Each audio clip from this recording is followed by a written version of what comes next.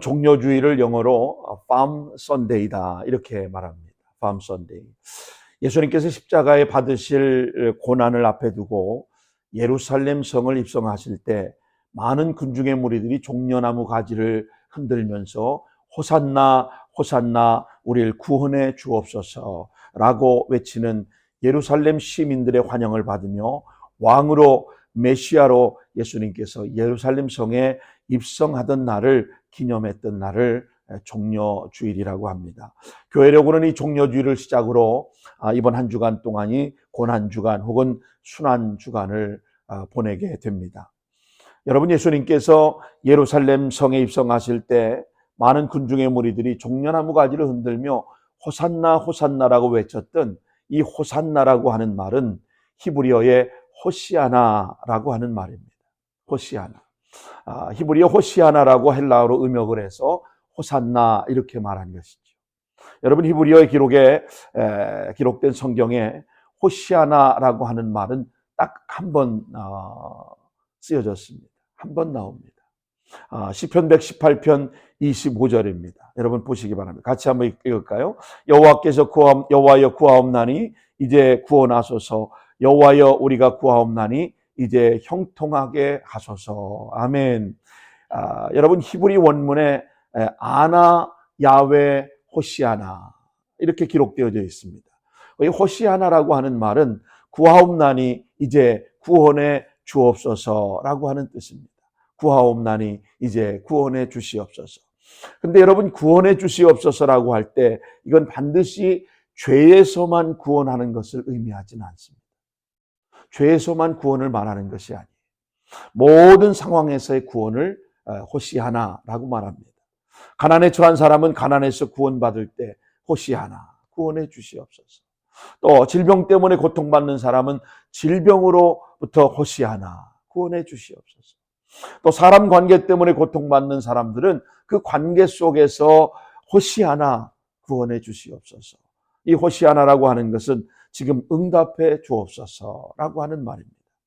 그래서 히브리 사람들은 이 호시아나라고 하는 짧은 기도문을 노래처럼 부르기도 하고, 특히 초막절 때는 제단을 돌면서 호시아나 호시아나 외쳤습니다.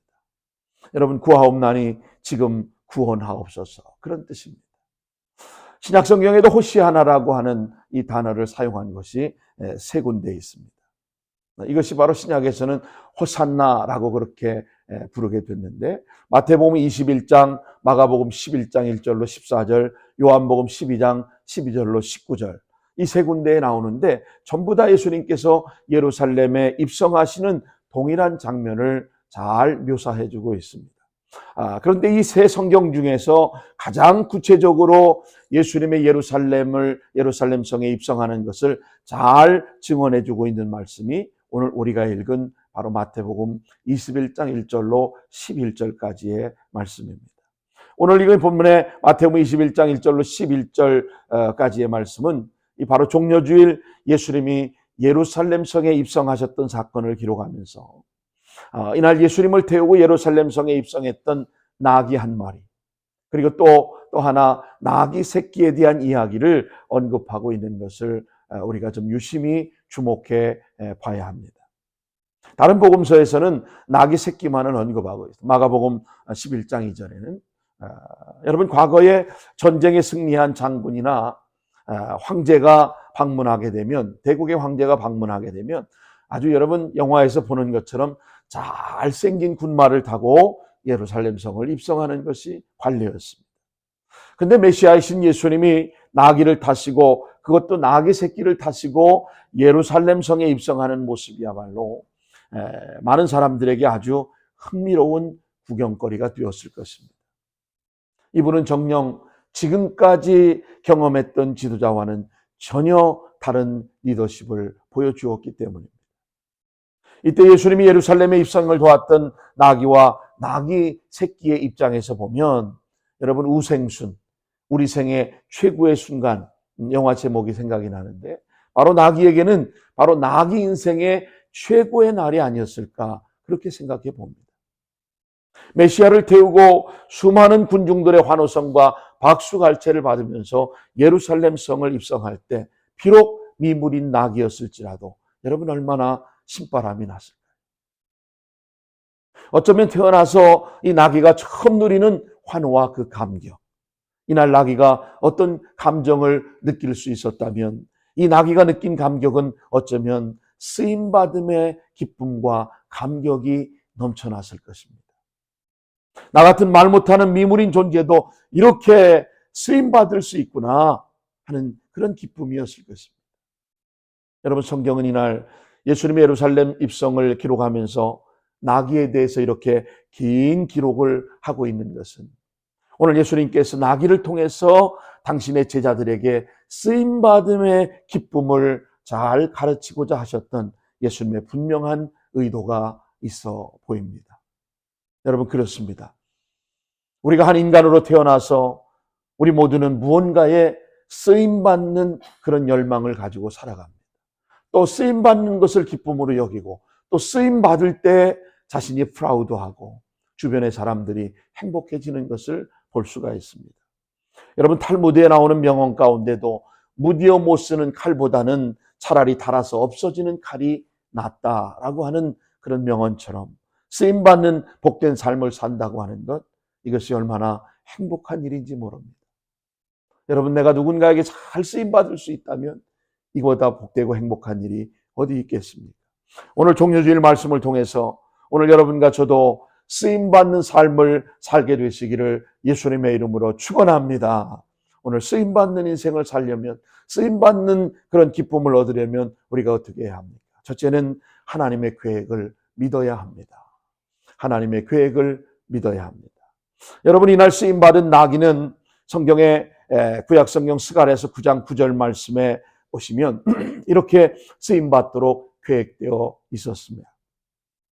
시온에 따라 크게 기뻐할지어다, 예루살렘에 따라 즐거이 부를지어다. 보라, 내 왕이 내게 임하시나니 그는 공의로우시며 구원을 베푸시며 겸손하여서 나귀를 타시나니 나귀의 작은 것 곧 나귀 새끼니라. 아멘. 마태복음을 기록한 마태는 이 종려주일 사건이 바로 구약성경 이 스가랴서의 말씀의 예언의 성취였다고 하는 사실을 기록하고 있는 것입니다. 오늘 살아가는 저와 여러분에게 시사하는 바가 무엇입니까?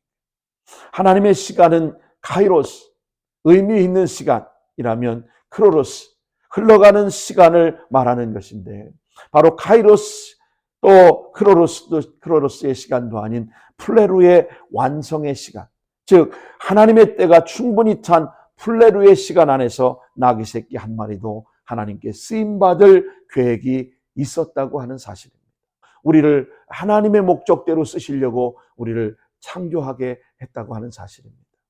불행한 사실은 수많은 사람들은 이 사실을 인정하지도 않고 믿지도 못하고 인생에 어떤 목적도 없이 그저 우연히 이 세상에 태어났다라고 그렇게 믿고 의미 없는 인생을 살다가 의미 없이 세상을 떠나는 경우가 부지기수라고 하는 겁니다. 그런데 성경은 창조자 하나님께서 오늘 저와 여러분 한 사람 한 사람에 대한 놀라운 계획과 목적을 갖고 우리를 지으셨고 우리를 세상에 태어나게 하셨다고 하는 사실입니다. 할렐루야. 이 사실을 여러분 믿으십니까? 믿으시기를 주의 이름으로 축복합니다. 오늘 우리는 분명한 하나님의 목적을 갖고 하나님의 계획을 갖고 이 세상에 태어났다고 하는 겁니다. 여러분, 성경은 에레미야 10장 12절에 이렇게 말씀합니다. 여호와께서 그의 권능으로 땅을 지으셨고 그의 지혜로 세계를 세우셨고 그의 명철로 하늘을 펴셨으며 하나님의 권능으로 이 세상을 창조하시고 모든 만물을 창조하시고 오늘 저와 여러분을 창조하셨다는 사실입니다. 이사야 44장 2절 말씀은 너를 만들고 너를 모태에서부터 지어낸 너를 도와줄 여호와가 이같이 말하노라. 할렐루야. 하나님이 모태로부터 우리를 지으셔서 하나님이 우리를 하나님의 목적대로 우리를 사용하시려고 또 그러기 위해 하나님이 우리를 도와주신다고 약속하고 계신 것입니다. 이사야 43장 21절 말씀에 보면 이 백성은 내가 나를 위하여 지었나니 나의 찬송을 부르게 하려 함이라. 할렐루야. 오늘 우리를 왜 하나님이 창조하셨어요?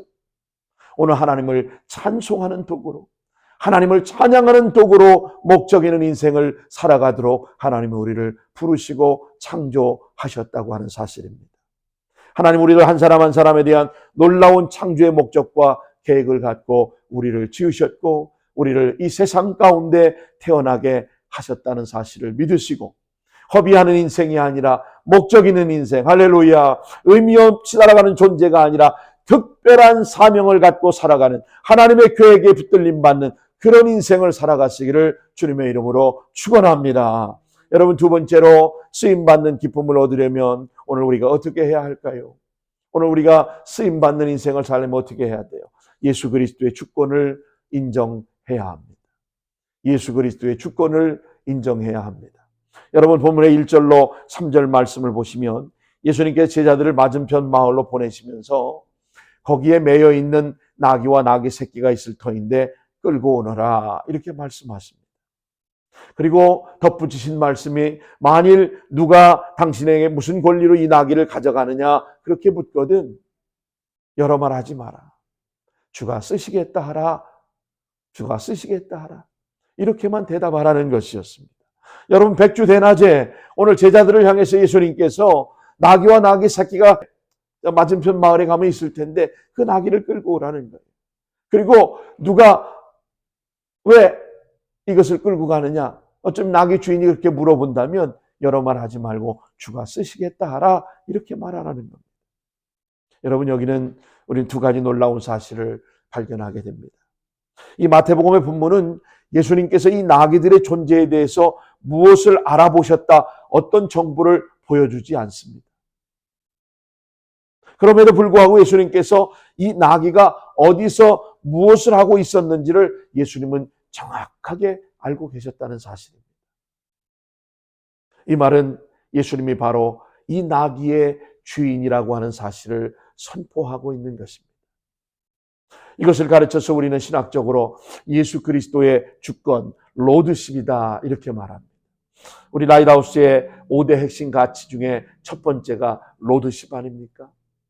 하나님의 주권, 우리 주님의 주권을 인정하는 교회, 우리 주님의 주권을 인정하는 성도, 우리 주님의 주권을 인정하는 그런 모든 세상이 되도록 오늘 우리가 힘쓰고 기도해야 할 줄로 믿습니다.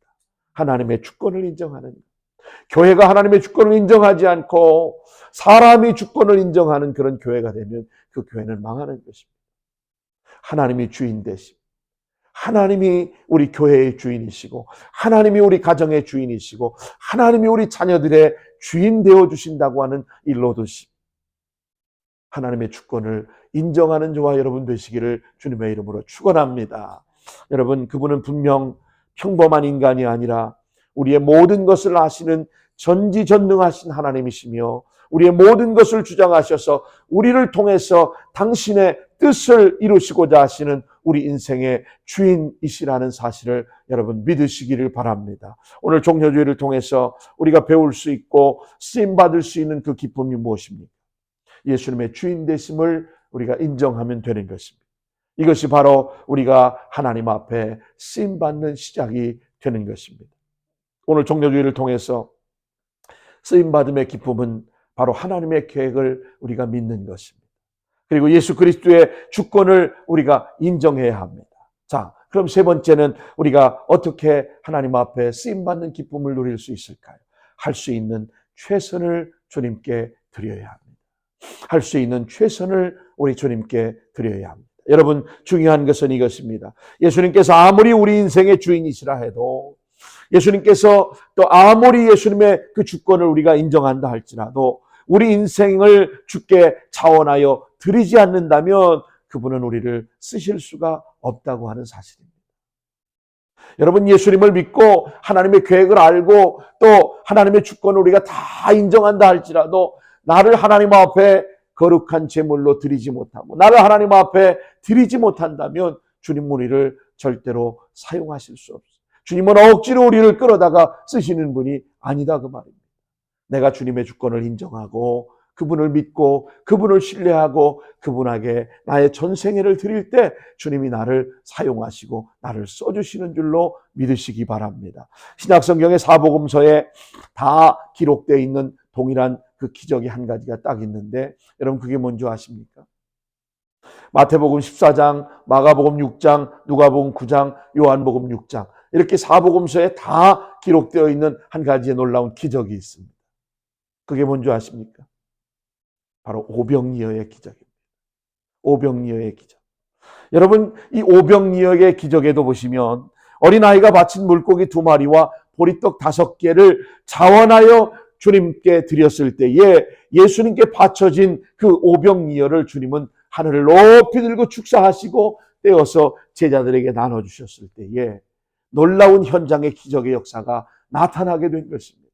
그래서 결과는 모인 무리가 5,000명의 무리를 먹이고도 12광주리가 남는 놀라운 기적을 경험하게 됐다는 겁니다. 여러분, 이 기적은 어린이가 드린 보리떡 5개와 물고기 2마리를 자원하여 드렸을 때에 우리 주님이 그것을 사용하셨고 수많은 군중의 무리들의 필요를 채우시도록 하나님은 역사해 주셨다는 사실입니다. 다시 오늘 본문으로 돌아와서 여러분, 본문에 자세히 나와 있지는 않지만 본래 이 나귀를 소유하고 있던 인간적인 주인의 믿음이 얼마나 귀하게 보이는지 모릅니다. 어쩌면 예수님께서 나귀를 끌고 오라고 제자들에게 말씀하셨을 때 내가 이 나귀의 주인인데 누가 주인이 있다고 이 나귀를 끌고 오라고 하는 것입니까? 내 나귀를 왜 끌고 갑니까? 얼마든지 말할 수 있지 않겠습니까? 얼마든지 항의할 수 있지 않았겠습니까? 그런데 이 나귀의 주인은 그분이 메시아라면 그분이 궁극적인 나의 주인 되심을 맞다고 인정하고 그 나귀를 두말없이 내어드린 것입니다.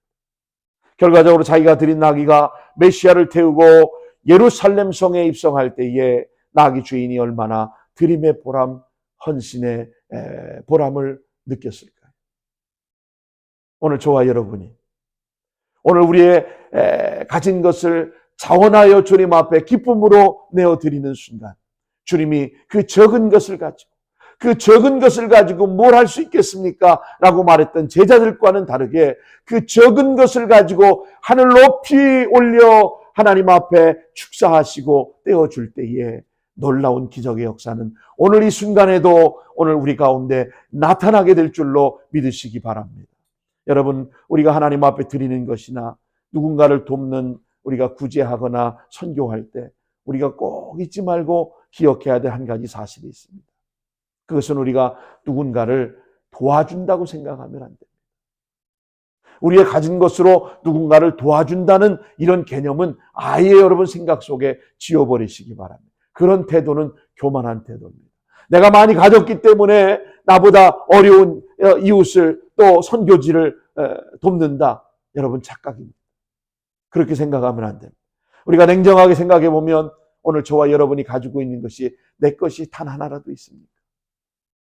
내 것이 있어요? 내 걸 가지고 남을 돕는 것은 여러분 결코 아니라는 사실을 아셔야 합니다. 하나님께로부터 받은 은혜를 내가 감사함으로 나누는 것뿐입니다. 할렐루야. 내가 하나님께로부터 전적으로 받은 것이 다 내 것이 아니고 하나님 것임을 인정하고 그 주권을 고백하고 그것을 나눌 뿐인 것이죠. 아니, 나눌 수 있는 기회를 나에게 주신 하나님께 오히려 감사해야 하지 않겠습니까? 내가 아닌 다른 사람에게도 줄 수 있는 것인데 그것을 나에게 주셔서 그것을 나눌 수 있게 하시니 하나님 감사합니다. 드림의 보람, 헌신의 보람이 고백되어질 수 있기를 예수님의 이름으로 축원합니다. 그러나 상대방이 감사를 표현하든 안 하든 그걸 신경 쓰지 말고 오늘 우리가 드림의 보람, 헌신의 보람을 느끼면 되는 것입니다. 불행하게도 사람들은 예수님의 주권을 인정하고 믿고 헌신한 사람들이 적다는 사실입니다. 누가 알아줘야만 드리고 누가 기억해야만 뭔가 생색내고 자신의 것을 나누는 것처럼 그렇게 여러분 유난을 떠는 사람들이 종종 있다고 하는 것이죠. 여러분, 예수님의 주권을 인정하고 믿고 헌신하는 사람. 많은 사람들이 그래서 쓰임받지 못하는 인생을 사는 것 아니겠습니까? 내가 가진 것을 내 거를 드리는 것 아닙니다. 주님이 내게 나누라고 주신 것으로 나누고 섬기는 그 보람, 드림의 보람, 헌신의 보람을 경험하고 하나님께 영광을 돌리는 복된 인생의 삶을 사시는 저와 여러분 되시기를 예수님의 이름으로 축원합니다. 여러분, 그래서 많은 사람에게 쓰임받고 많은 사람에게 인정과 사랑과 존경을 받는 오늘 우리 모두 되기를 주의 이름으로 축복합니다. 이사야 선지자 이사야 1장 3절에 소는 그 임자를 알고 나귀는 주인의 구유를 알건만은 이스라엘은 알지 못하고 나의 백성은 깨닫지 못하는도다. 탄식하면서 말했습니다. 소도 그 임자를 알고 나귀도 주인의 구유를 알건만은 어찌 하나님의 영광을 위하여 하나님께서 하나님의 목적을 위하여 만드신 그 이스라엘은 이 사실을 알지 못하고 나의 백성은 깨닫지 못하는 이 탄식의 소리가 오늘 우리의 귓전에도 메아리쳐 들려질 수 있기를 바랍니다. 오늘 우리 귓전에도 이 놀라운 말씀이 들려질 수 있게 되기를 바랍니다. 오늘 종려주의를 통해서 우리가 마지막으로 한 가지 더 생각할 것이 있습니다. 예수님께서 십자가를 앞에 두고 예루살렘을 입성하시면서 새끼 나귀를 쓰심에 있어서 하필이면 왜? 아무도 타보지 않은 어린 나귀를 쓰셨을까 하는 것입니다. 성경은 묻지 않으면 대답하지 않습니다. 하나님이 왜 종려주일에 예루살렘 성을 입성하시면서 한 번도 타보지 않은 나귀 새끼를 왜 필요로 하셨냐 그 말이에요. 분명한 것은 그분은 깨끗한 것을 쓰고자 하셨다는 거예요. 그분은 깨끗한 것을 쓰고자 하셨다는 거예요. 우리 가운데 아마 이런 질문을 하는 분이 있을 수 있을 겁니다. 아니 목사님, 그렇다면 이미 더럽혀진 것은 쓰임받을 수 없는 것입니까? 이미 더럽혀진 건 쓰임받을 수가 없나요? 여러분, 아닙니다. 여러분, 다시 깨끗해지면 하나님께 쓰임받을 수 있는 겁니다. 다시 깨끗해지면 우리가 다시 하나님께 멋지게 쓰임받는 인생이 된다는 사실입니다. 자, 여러분, 성경 디모데후서 2장 20절로 23절 말씀을 한번 주목해 보시기 바랍니다. 큰 집에는 금과 은의 그릇이 있을 뿐 아니라 나무와 질그릇도 있어 귀 쓰는 것도 있고 천이 쓰는 것도 있나니 그러므로 누구든지 이런 것에서 자기를 깨끗하게 하면 귀 쓰는 그릇이 되어 거룩하고 주인의 쓰심에 합당하며 모든 선한 일에 예비됨이 되리라. 할렐루야. 여러분, 큰 집에는 반짝반짝 빛나는 그저 귀한 금그릇도 있고 은그릇도 있습니다. 나무 그릇과 질그릇도 있다는 것이죠. 그러나 귀 쓰는 것도 있고 천이 쓰는 것도 있는데 금그릇이나 은그릇은 아마 귀 쓰는 그릇일 겁니다. 나무 그릇과 질그릇은 천이 쓰는 그릇일 것입니다. 아무에게나 그저 편안하게 내어줄 수 있는 그런 그릇이 아닙니까? 그러나 누구든지 이런 것에서 자기를 깨끗하게 하면 은그릇과 금그릇이 아니래도 나무 그릇과 질그릇일지라도 주님 앞에 귀하게 쓰임받을 수 있는 그릇이 된다는 겁니다. 그러나 금그릇과 은그릇일지라도 깨끗하지 못하면, 자기를 깨끗하게 하지 못하면 귀하게 쓰임받을 수 없다는 말 아닙니까? 거룩하고 주인의 쓰임에 합당하지 못한 인생이 된다는 사실 아닙니까? 이것이 바로 예수님께서 십자가에 죽으시고 우리 죄를 대신 짊어지시고 거룩한 피를 흘려주셨던 이유입니다. 그래서 누구든지 예수 그리스도의 피로 깨끗함을 얻는 자마다 용서받고 남은 인생 주께 드리기만 하면 나귀 새끼를 쓰신 우리 주님께서 질그릇 같고 또 오늘 우리가 나무 그릇 같은 그저 천한 그릇 같을지라도 하나님은 우리 인생을 사용해 주신다는 사실입니다. 그러나 내가 깨끗하지 못하고 하나님 앞에 회개하고 용서받지 못하고 아직도 나를 주장하는 사람이라면 은그릇 같고 금그릇 같은 그런 보배로운 그릇일지라도 주님은 사용하실 수가 없다는 사실입니다. 여러분, 이것이 오늘 종려주일 저와 여러분에게 주시는 우리 주님의 십자가의 메시지입니다.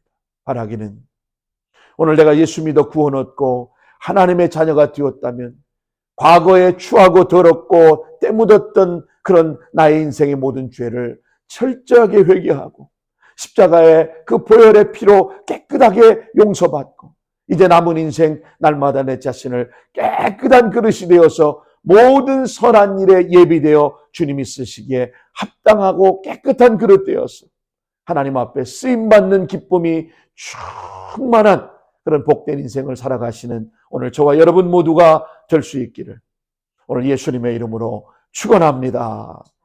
아멘. 기도하겠습니다.